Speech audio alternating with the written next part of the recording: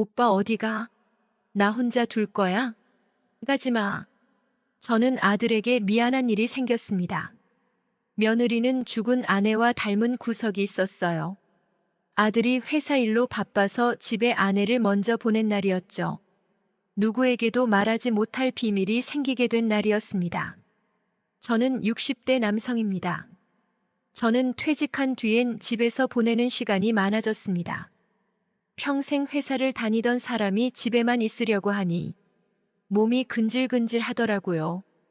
회사에 가지 않으니 아내와 보내는 시간이 많아졌어요.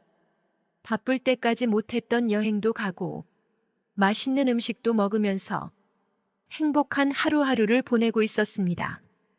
자식도 이미 출가한 상태였기 때문에 집안 어디에서나 아내랑 사랑을 나눌 수 있었는데요.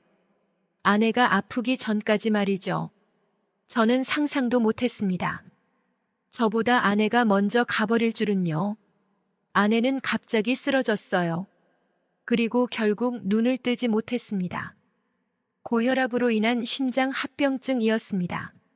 정말이지 맑은 날의 날벼락이었죠. 퇴직도 했고 자식들도 다 키웠으면 이젠 남은 건 우리의 행복뿐이었는데요. 저를 놔두고 혼자 가버린 아내가 원망스러웠죠. 분명 평생을 같이 하자고 약속했었는데 말입니다. 얼마 전까지만 해도 웃으면서 같이 TV를 보던 게 생생한데 지금은 제 옆에 아무도 없습니다. 여름이었지만 집안에는 온기가 하나도 없어 한기가 도는 것 같았습니다. 집 밖으로 들리는 사람들의 웃음소리마저 듣기 싫었습니다. 창문을 닫았어요. 아내도 없고 다른 사람도 보기 싫었고 저는 집 밖으로 나가지 않게 됐습니다. 아내가 없는 집은 금방 더러워지더군요. 치우는 사람은 없고 저지르는 사람만 있으니 깨끗할 리가 없었죠. 이러다간 아내를 따라갈 수 있겠다는 생각이 들었죠. 평소와 다름없이 아내를 그리워하면서 잠을 자고 있던 날이었죠. 아내가 떠난 지도 6달이 지나가는 날이었습니다. 아들이 오랜만에 집에 방문을 했는데요. 바로 자기의 결혼할 여자친구를 데리고 말이죠. 아들은 집안 상태를 보고 기겁을 하더군요. 면도를 하지 않아 덥수룩한 채로 아들을 맞이했어요. 아버님 안녕하세요. 저 정우 씨 여자친구 김수연입니다. 잘 부탁드려요. 아들은 어딘지 모르게 아내와 닮은 여자친구를 데려왔더군요. 그 모습을 보고 있자니 아내가 생각나는 것 같아 마음이 더 아팠습니다. 아버지, 엄마가 떠난 지도 1년이 넘었습니다. 이제 기운 차려야죠. 아버지까지 가버리시면 저는 어떡합니까? 걱정되는 눈빛으로 아들은 말했습니다. 아버님 잘 못 먹어서 그런 거예요. 제가 요리해 드릴 테니까. 제가 기운 없는 모습을 보자 며느리가 요리를 하기 시작했어요. 요리를 하는 게 익숙한지 식기가 어디 있는지 알려주지 않았어도 척척 준비하기 시작했습니다. 음식은 바로 아내가 가장 잘했던 갈비찜이었습니다. 아버님 드셔보세요. 제가 가장 자신 있는 요리예요. 이거 드시고 힘내세요. 도연 씨가 걱정 많이 했어요. 맛 있으시면 제가 가끔 와서 요리해 드릴 테니까 한번 드셔보세요. 며느리의 기특한 모습에 저는 수저를 들었어요. 저는 깜짝 놀랄 수밖에 없었습니다. 갈비찜 맛이 아내가 생전해주던 맛과 비슷했기 때문인데요. 어떻게 이런 맛을?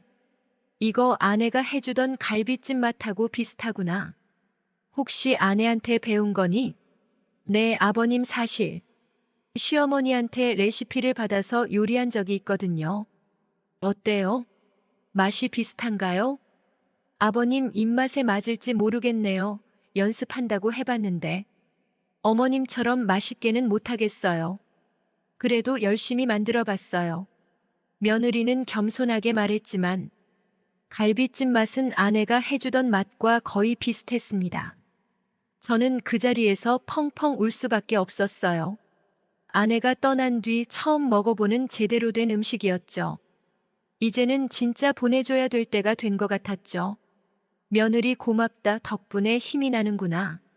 나도 이제 정신 좀 차리고 살아야겠어. 저는 며느리에게 감사 인사를 전했습니다. 아들 부부는 일이 있어서 먼저 일어나 봐야 된다고 했고, 빠른 시일에 다시 찾아뵙겠다고 하더군요. 저는 아내의 슬픔을 잊기 위해서 집안일을 시작했습니다. 평소 하지 않던 집안일은 생각보다 힘이 들더군요. 분명 별로 하지 않았던 것 같았는데 3시간은 좋게 넘었더군요. 이제서야 아내가 집에서 혼자 있을 수 있었던 이유를 알 것 같기도 했습니다. 집안을 깔끔하게 청소하니 후련했습니다. 집안일이라는 게 하나를 끝내면 또 하나가 생기더군요. 할 일이 뭐가 이렇게 많은지 하루에 모든 걸 끝내려고 하면 어깨가 빠질 정도였죠. 저는 천천히 시작했습니다. 밀린 것들을 하나씩 하나씩 말이죠. 점점 집안은 아내가 있을 때와 비슷해져 갔습니다. 드디어 사람 사는 집이 됐어요.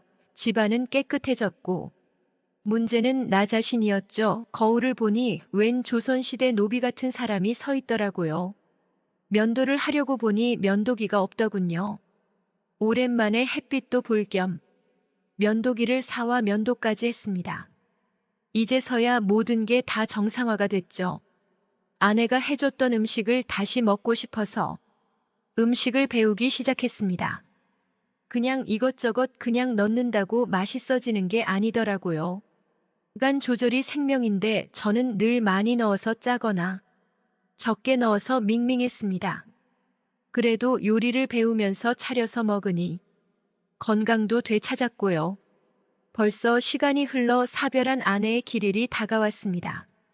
아들은 중요한 프로젝트를 맡게 되어서 조금 늦게 도착한다고 말을 전했는데요. 그래요, 살 사람은 살아야 되지 않겠습니까? 아버지 죄송해요. 제가 큰 프로젝트를 맡고 있어서 제때 못 갈 것 같습니다. 그래서 제 여자친구를 먼저 보내겠습니다. 아마 내일 도착할 겁니다. 라고 문자를 보내왔죠. 아이고 너랑 같이 오지 그러냐? 며느리가 나하고 둘이 있으면 불편할 거 아니니? 아버지, 수연이 그런 사람 아니에요. 잘 돌봐드릴 거예요. 저는 다음날 아침에 빨리 갈게요. 아들과 전화를 끊은 뒤 저는 서둘러 집안일을 하기 시작했습니다. 며느리까지 온다고 하니 더 깨끗하게 보이고 싶었는데 왜냐면 저번에 보여준 페인 같은 모습이 너무 미안했습니다. 그리고 그때 해준 갈비찜 덕분에 다시 힘을 내게 됐으니 뭔가 보답을 해주고 싶었습니다. 다음 날 아침, 아버님 저 왔어요. 집이 엄청 깨끗해졌네요. 저는 아버님이 기운 차릴 줄 알았어요.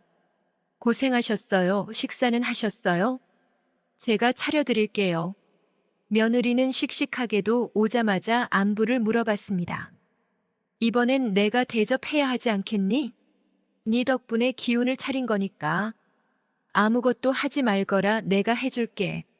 지금까지 배웠던 요리를 써먹을 때가 된 것 같았죠. 분주하게 요리를 해서 며느리를 먹일 생각에 기분이 좋아졌습니다. 맛있다고 해주면 얼마나 좋을까 하면서 말이죠. 음식을 하고 있으니 며느리는 식기를 준비하고 주변에서 도울 게 없는지 찾고 있었죠. 그 모습이 정말 기특했습니다. 아들은 어디서 이런 보석 같은 여자를 찾은 건지 대견할 따름이었죠. 젊은 아들이 부러워지기도 했습니다. 이번엔 제가 한 갈비찜을 같이 먹게 됐는데요. 아버님 정말 맛있어요. 제가 하는 것보다. 아버님이 하는 게 더 맛있는 것 같은데요. 요리 실력은 타고나야 되는 거 아세요?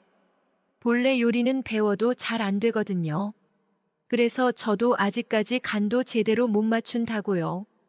며느리는 맛 있다면서 밥을 2공기나 먹었고 맛있게 먹는 모습을 보니 흐뭇하게 바라보기만 할 뿐이었습니다. 요리를 하는 즐거움이란 이런 거겠죠. 먹는 모습만 봐도 배부르다라는 게 무슨 말인지 알 것 같았어요. 아가야, 그때는 정말 고마웠어. 뭘요? 돌아가신 어머님도 아버님 잘 사는 걸 원했을 거예요. 그러니까 누구한테도 미안할 것도 없고 행복하게 사시면 돼요. 손주는 보셔야죠. 며느리는 초롱초롱한 눈빛으로 말했어요. 그 모습이 아내와 닮아 있었는데 저는 그걸 차마 말할 수는 없었습니다. 그저 눈을 뗄 수가 없었죠. 아버님, 저 그럼 먼저 씻고 올게요. 아침 일찍 나오는 바람에 씻지도 못하고 왔네요. 그이가 빨리 가야 된다면서 하도 닥달을 하는 바람이에요. 아버님이 도현 씨 좀 혼내주세요. 애교스러운 말투로 장난까지 치는 며느리였죠. 사랑스러운 모습이었습니다. 그러고 며느리는 씻으러 들어갔습니다. 저는 거실에서 TV를 틀었죠. 잠시 뒤에 화장실에서 물줄기 소리가 들렸습니다. 그러자 가슴이 뛰는 게 복잡 미묘한 감정이 들더군요. 아무리 아내와 닮았어도 이런 감정이 들다니. 아들의 여자한테 해서는 안 될 생각이었죠. 진정하려고 애써봐도 며느리가 샤워하는 모습이 그려졌습니다. 아내와 사별한 뒤 집안에만 있었기 때문에 유혹이 없었는데요. 그래서 오랜만에 느껴지는 여자 향기가 저를 미치게 만들었습니다. 아버님, 여기 수압이 좋네요. 맨날 여기서 씻고 싶어요. 역시 사람은 씻고 살아야 돼요. 아우 개운에 씻고 나온 며느리의 얼굴은 청초했습니다. 오히려 화장을 하지 않은 게 더 예뻐 보였죠. 너도 아침 일찍 온다고 피곤했을 텐데. 좀 쉬어야 하지 않겠니? 나는 오늘은 술 좀 먹고 자야겠구나. 아버님, 제가 같이 마셔드릴게요. 잘 못 마시긴 하지만 오늘 같은 날은 술 좀 먹어도 돼요. 맥주 2캔을 들고 같이 먹자는 신용을 하는 며느리였죠. 아침에 일찍 온 것도 모자라서 술 친구까지 해주려는 착한 며느리였습니다. 그렇게 우리는 술을 먹기 시작했죠. 며느리는 술이 잘 안 받는 체질인지 온몸이 빨개지기 시작했습니다. 그래도 저를 위해서인지 계속해서 홀짝거리고 있었죠. 며느라, 취했으면 안 먹어도 된다. 같이 있어준 것만으로 큰 위로가 됐어. 너한테는 정말 고맙다고밖에 할 말이 없구나. 오빠 고마워할 필요 없어. 며느리는 취했는지 점점 저를 남편으로 착각하고 있었죠. 정말 술이 약했습니다. 취한 모습이 귀엽더군요. 올라오는 본능을 접어둔 채 며느리를 침대에 눕혔습니다. 그리고 나가려고 하자. 오빠 어디가? 나 혼자 둘 거야. 가지마. 며느리는 계속 가지 말라고 저를 붙잡았어요. 며느리와 저는 결국 관계를 나누게 됐습니다. 다음 날 아침 아들이 도착했고 같이 밥을 먹었습니다. 며느리는 어제 있었던 일을 기억을 하는지 못하는 건지 평소와 똑같았는데 아들은 제가 정상으로 돌아와 기쁜 듯 보였습니다. 아들 부부는 밥을 먹고 돌아갔습니다. 다시 혼자 집에 남게 됐죠. 사람을 보지 않을 때는 몰랐는데 누군가를 만나고 혼자가 되었으니 더 외로운 감정이 커졌습니다. 오랜만에 서랍에서 아내의 사진을 꺼내봤습니다. 늘 웃고 있는 모습, 그리고 며느리를 떠올렸죠. 저는 궁금했습니다. 진짜 그날 술에 취해 기억이 없는 것일까 하고요. 다시 연락을 할까 해봤지만 아들을 위해서 꾹 참았습니다.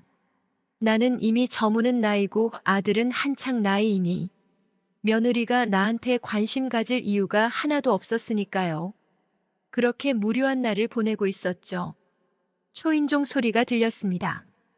반찬을 들고 온 며느리가 모니터로 보였죠. 전화도 없이 무슨 일이니? 도현이한테는 아무 연락 받은 게 없는데. 아버님, 저번에 먹고 싶다고 하셨던 반찬 준비해 왔어요. 같이 먹어요.